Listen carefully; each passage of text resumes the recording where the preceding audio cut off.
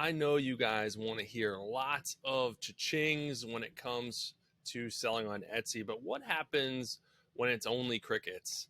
Those sales are not rolling in. You're really struggling to get momentum in your business, and you feel like things are kind of going in the wrong direction, going downhill. This is something that inevitably will happen, even for shops that traditionally perform well.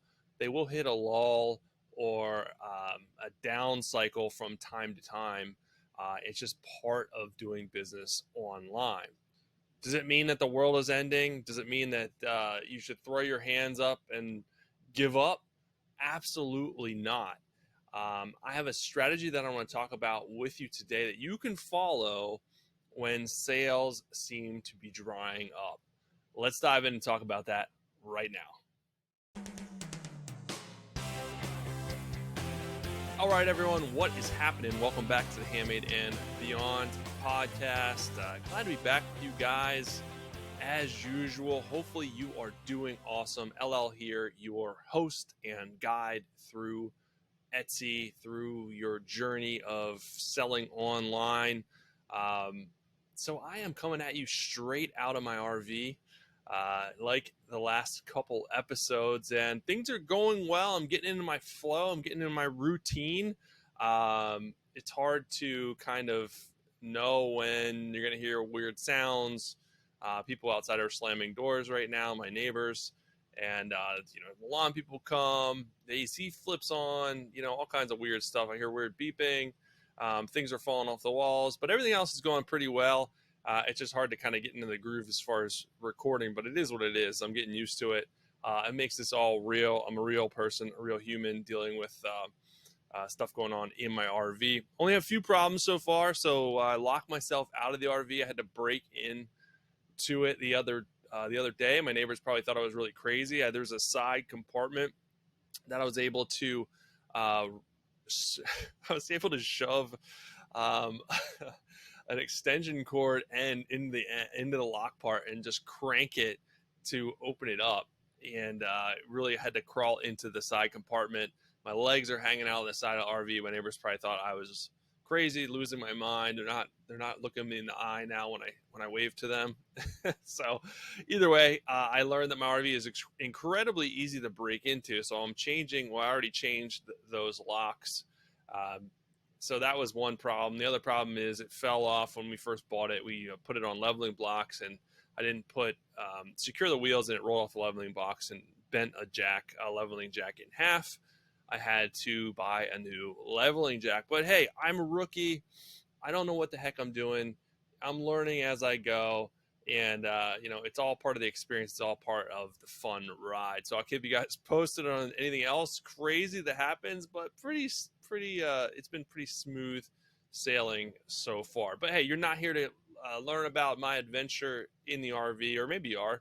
I'll keep you posted. I know you guys want to talk about sales. What happens when sales are drying up, and what are you going to do? What are the things to do when that happens? I have a formula, I have a strategy to give you guys today that I'm going to dive into and help you out with. So what do you normally do when sales dry up? Usually you fall into a couple of different categories. Maybe you jump on the interweb, as I like to call it, and complain, start talking trash on Etsy, talk about how Etsy doesn't work. Maybe you're one of those people, hopefully not, but you always see that kind of crap on there. Maybe you throw up your hands and give up. You're like, I'm done. This I had a good ride. This isn't going to work. This thing doesn't work. Maybe you're one of the people that just kind of shrugs it off and like, oh well. Like kind of the opposite end of the spectrum. You're just like, it is what it is. Kind of go with the flow. I wish I could be a little bit more like that from time to time. I'm a little bit uptight sometimes. I can't shrug things off easily. Maybe you're one of those people that kind of continue to refresh your email, your Etsy sell on Etsy app, or your dashboard, hoping that the number changes from a 0 to a 1. Hopefully that next sale rolls in, and you just keep refreshing. Or maybe you're one of the people that just kind of doesn't know what to do, and they just sit back with a blank look on their face with their eyes glazed over. All of those are how people react to no sales, and none of them are any you should fall into none of them, basically, is what I'm trying to spit out of my mouth here. You should do none of those things. And that's why I'm here to help give you a guide to follow. But really, what it comes down to is two words, which is take action. You can't sit back. You can't give up. You can't do any of those things. You have to take action. You have to actually physically do something in your shop to change the tide. And I know a lot of you guys are just not sure what to do, so you do nothing, and that's what I want you to avoid. So when it comes down to a no sales, it usually means one of two things. I'm going to break this out real simple. Usually it means that you're getting traffic, people are coming to your shop and no one is buying, or you're not getting traffic, therefore no one has the opportunity to buy. So either you're getting people to come, no one's buying, or people are coming, or no one. Let's start over.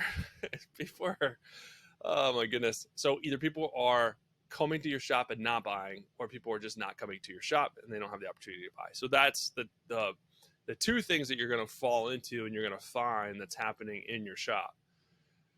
So the first step of this strategy that I'm going to give you is to go into your shop, pull up the stats tab, and look at your stats for the last 30 days. Stats are the breadcrumbs to let you know what you need to focus on if you know specifically what to look at. A lot of people know that they have stats. A lot of people will look at their stats, but they don't know what the stats tell them.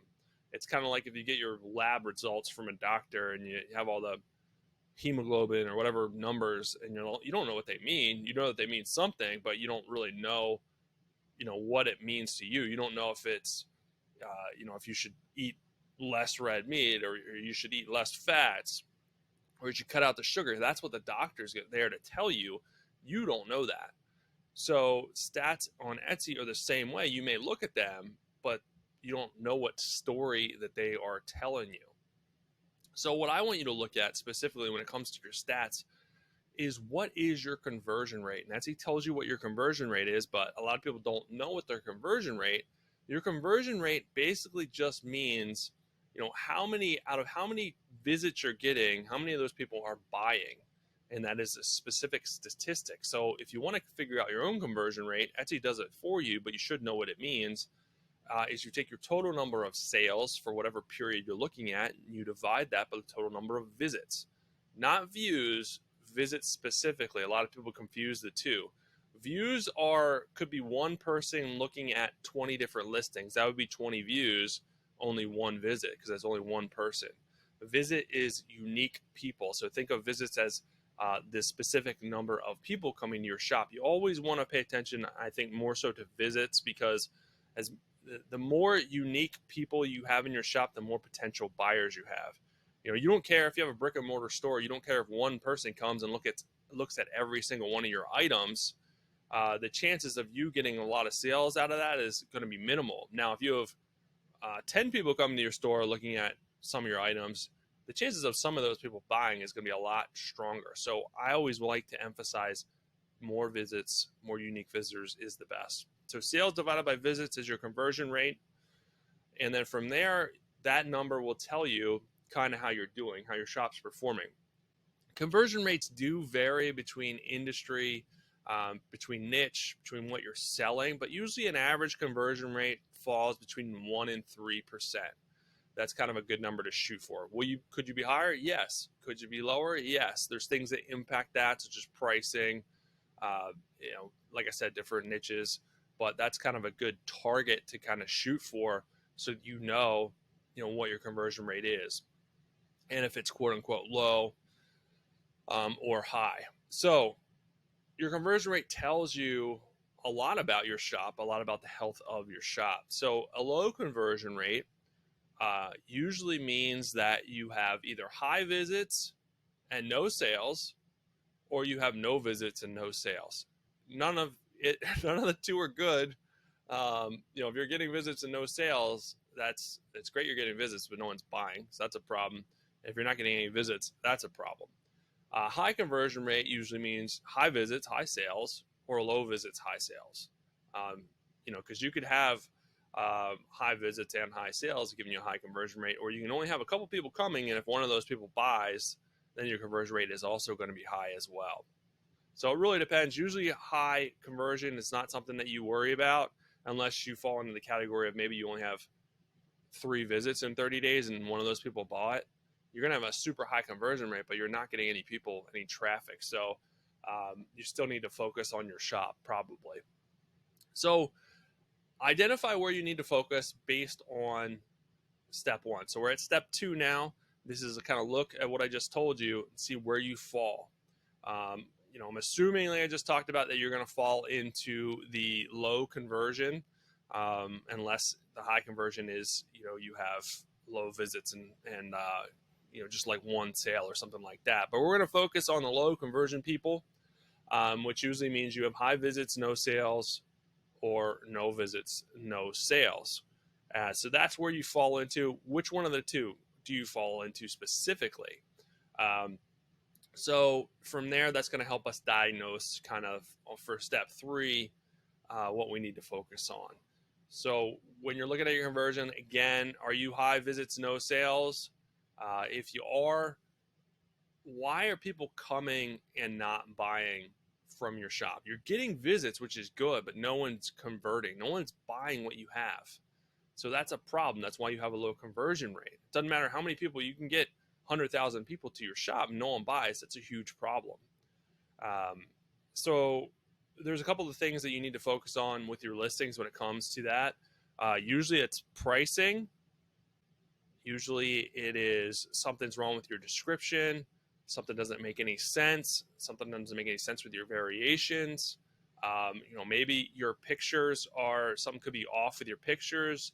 Usually it's not pictures, because your pictures are good enough where they're clicking into your listing, unless you have maybe different pictures that are turning people off once they come into your listing. But usually pictures aren't the problem if you're getting high traffic.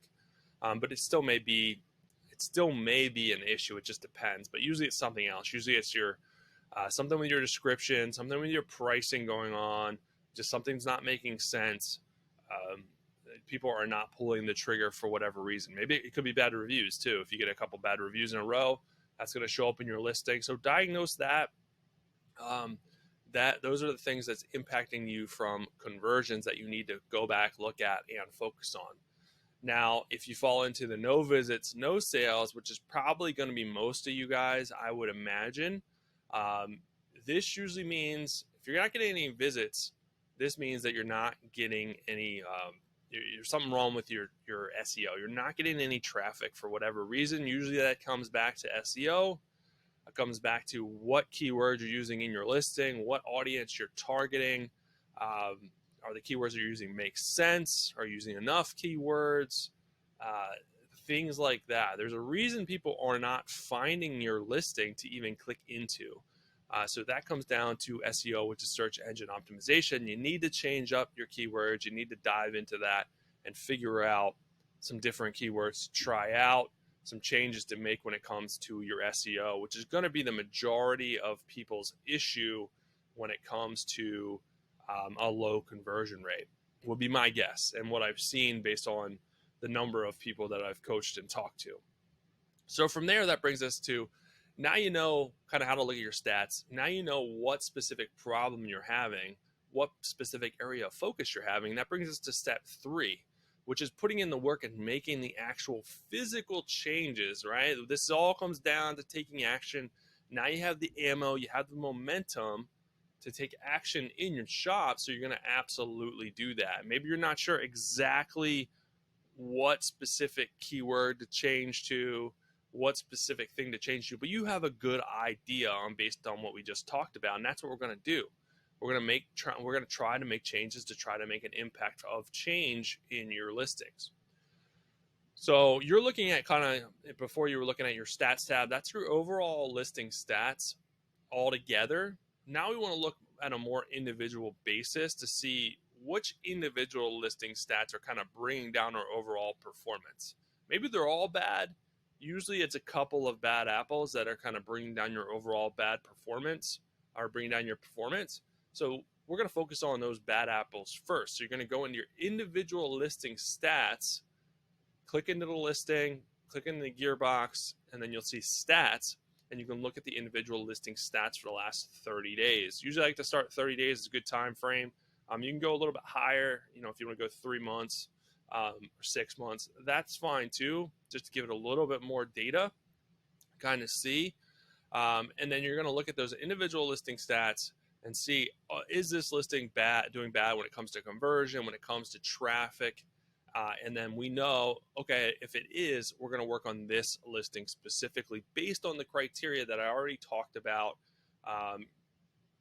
to be able to diagnose that listing. Is it an SEO problem? Is it another problem where you're getting traffic and you're not getting any sales? More than likely, it's going to be an SEO problem. So we're going to start to fix those listings. Now, set a weekly goal of how many listings you're going to look at and fix. That's super important, because if you're just like, oh, I need to work on these listings, and you don't have a specific goal, you're not tracking it, you're never going to do it. So if you want to go and do 5 listings a week, set that goal, write it down, and as you go through those listings, mark it down, and at the end of the week, okay, you completed 5 listings. You're doing good. You're taking action. You're making progress in your shop. That's what's most important. So that's the process. That is the 3-step process that you can follow to instantly start to make improvements, to instantly start changing the tide when it comes to your shop underperforming and not getting sales. It's super easy to follow, but a lot of people don't put in the work. They don't do the things necessary to make the changes, so that they can kind of change the tide when it comes to their shop. So here are a couple of tips I'm going to leave you with now that you guys know what to do specifically. The first one is, don't keep making changes. Once you fix or update a listing, don't go in next week if it's not performing and do it again and again and again. That's going to completely jack up the algorithm. Make a change and let it ride for 3 to 6 months and see if that change makes a positive impact. You got to let it ride. You got to give the algorithm time to recalibrate, to reconfigure, to work its magic, to hopefully find you more traffic and sales. Changing stuff too often is a big no-no. It's a big mistake that a lot of sellers make. The next one is track what you fixed. If you don't know what you fixed, you can go back in and make changes too often. So track on a spreadsheet which items you fixed. You can also do it by, if you have sections in your shop, you can do it by sections to make it a little bit easier. You did this whole section, then you move on to the next section, whatever works for you, but track your changes. You can use the listing title or the listing number, however you want to do it, to track your listings that you've changed and kind of what you've changed. A little summary. A spreadsheet probably works really good for tracking that stuff for your listings, so you kind of can keep track and know what you're doing. The next tip is use a tool, especially when it comes to SEO. A lot of people try to do it on their own, and it's going to take you a heck of a lot longer than using a tool such as Alora, which is my personal favorite, to help find additional keywords based on sales, based on traffic.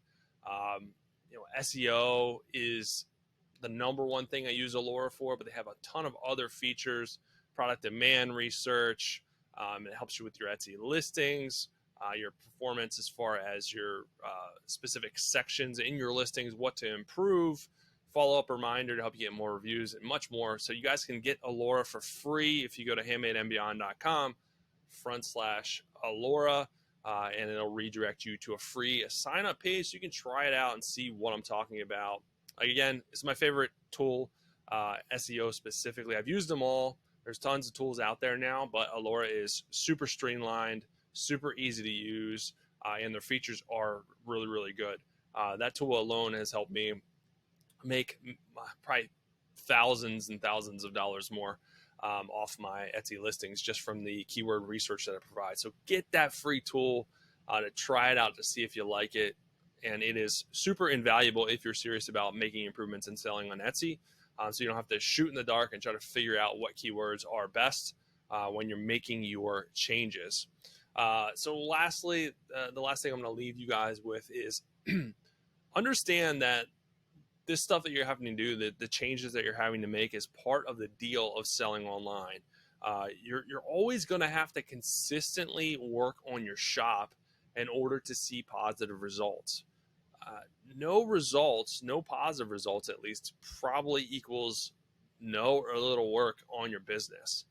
It's only the actions that you guys take that's going to affect change in your shop in a positive way. So a lot of people that a lot of people that complain and say Etsy doesn't work and give up and all that stuff are not putting in the necessary work. They're not treating their business like a business. You're treating it as a hobby, and they think that it's magic and it's just going to work mysteriously, magically, without any action on their part. No one's going to do it for you.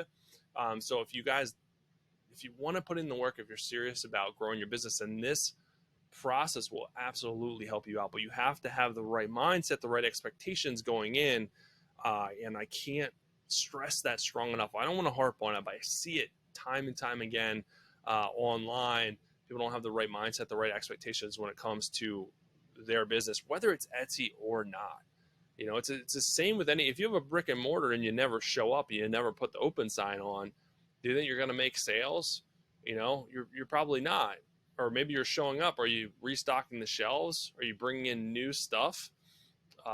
If you're not, then you're probably not making sales either. So it's the same thing with online. A lot of people forget, because online's a little bit easier, that it's going to happen more, magically, more so than brick and mortar. And that's just really not the case. So I want to really stress that to you guys. I know you can do it.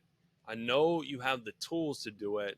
So just set aside some time and take action, and you're going to be surprised at the results that you guys get. So hopefully this helps you guys out, especially when you hit a lull.